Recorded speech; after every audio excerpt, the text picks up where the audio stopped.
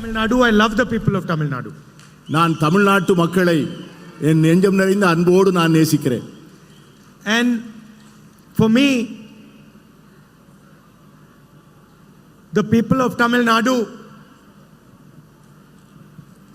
the culture, the history, the language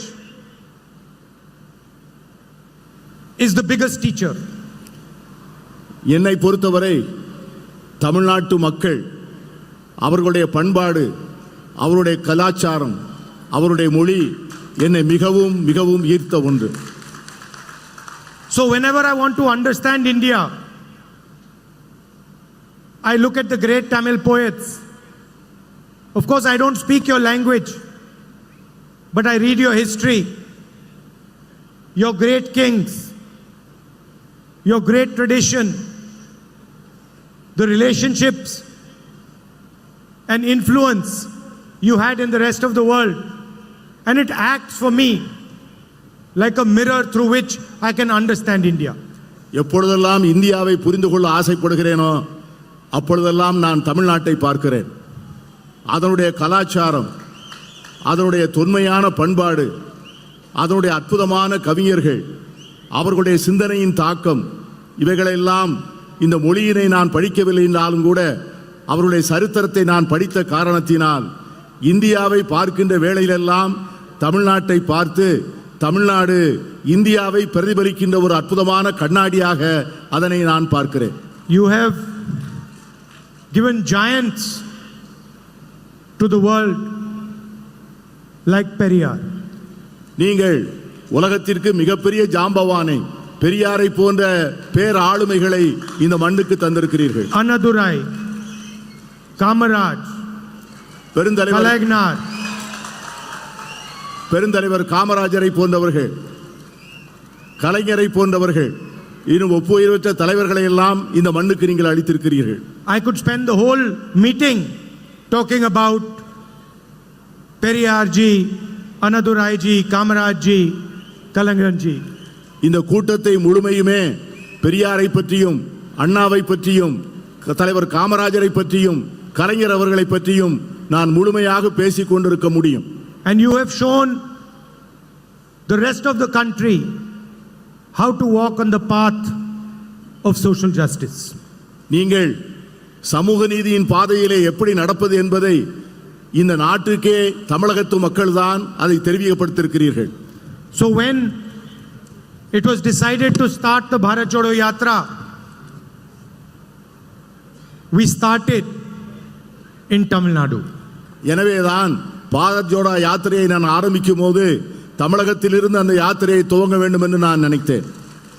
And we walked from Tamil Nadu to Kashmir, 4,000 kilometers, fighting for the ideas that these great leaders fought for. அதனால்தான் கன்னியாகுமரியிலிருந்து காஷ்மீர் வரை 4000 kilometre தூரம் நடந்து இந்த மாபெரும் தத்துவங்களை இந்த மண்ணின் மக்களுக்கு சொல்வதற்காக நடந்தோம். And for me,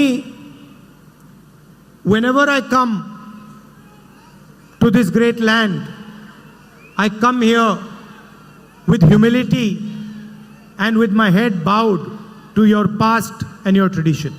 எப்பொழுதெல்லாம் இந்த மண்ணுக்கு வருகிறேனோ அப்பொழுதெல்லாம் உங்களது கலாச்சாரத்திற்கும் உங்களது பண்பாட்டிற்கு முன்பும் நான் தாழ்மையுடன் தலைவணங்கித்தான் வருகிறேன். Because the only thing that a person like me can do is learn from your tradition and your history. இந்தியாவிலே இந்த ஒரு மாநிலத்திலிருந்து தான் எல்லோரும் நிறைய செய்திகளையும் பண்பாட்டு தரவுகளையும் படிக்க முடியும். At the same time, the Tamil people, all of them, have always showered love and affection on me and my family. நான் எப்பொழுதெல்லாம் வருகிறேனோ அப்பொழுதெல்லாம் தமிழகத்து மக்கள் நெஞ்சம் நிறைய அன்பை என் மீது சொரிந்திருக்கிறார்கள், என்னை நேசித்திருக்கிறார்கள். And I have never seen this to be a political relationship.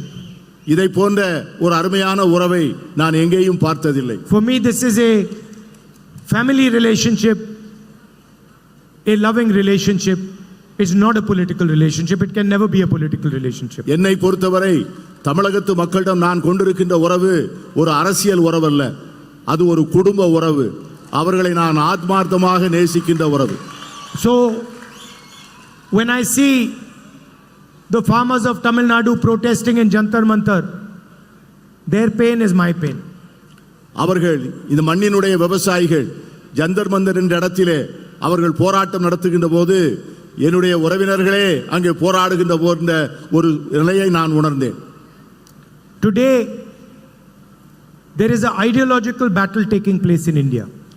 இன்றைக்கு இந்தியாவிலே ஒரு பெரிய தத்துவ போர் நடந்து கொண்டிருக்கிறது. On one side are the ideas of Periyar, social justice, freedom and equality.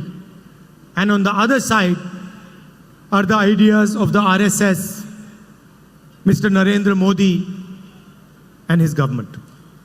ஒரு புறம் தந்தை பெரியாரை போன்ற தலைவர்கள் போதித்த சமூக நீதி, சமத்துவம், விடுதலை, மறுபுறம் நரேந்திர மோடியை போன்றவர்கள் கொண்டாடுகின்ற வெறுப்பும் துவேஷமும். செய்திகளை உடனுக்குடனும் துல்லியமாகவும் தெரிந்து கொள்ள சப்ஸ்கிரைப் பண்ணுங்க.